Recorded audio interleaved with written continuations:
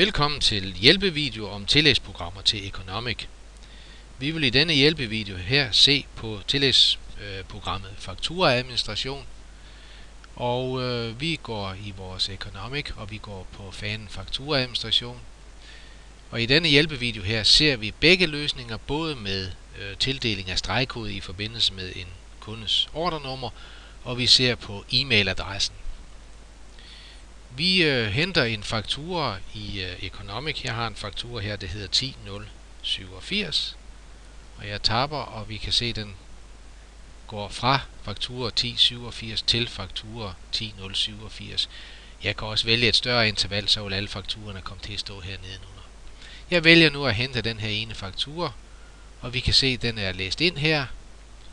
I feltet havde der været flere fakturer. Jeg har valgt et fakturainterval, vil de have stået her nedenunder. Jeg markerer fakturaen.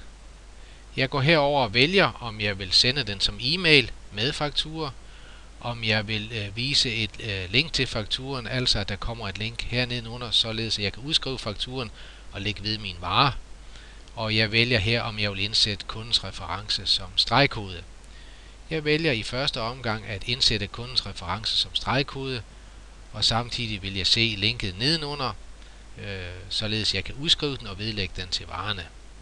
Jeg har markeret fakturen, og jeg trykker udfør. Og I vil se her nedenunder, der står nu fakturanummeret, og der er dannet en barcode i en pdf-fil. Vi kan prøve at se pdf-filen. Kommer op her. Og I kan se, at der er kundens ordrenummer skrevet som en stregkode. Jeg kan nu vælge at udskrive fakturen og vedlægge varerne til kunden. Jeg lukker for den. Hvis det nu var sådan, at jeg havde valgt også at vil sende den her faktura som en e-mail med en frit valgt e-mailadresse som afsender, så kan jeg herover skrive den tekst, jeg vil have på min e-mail. Jeg har herover mulighed for at indsætte teksten først i et sprog, og et andet sprog, og et tredje sprog. Eller jeg kan have 3 forskellige forvalgte tekster, som jeg vil bruge på min e-mail.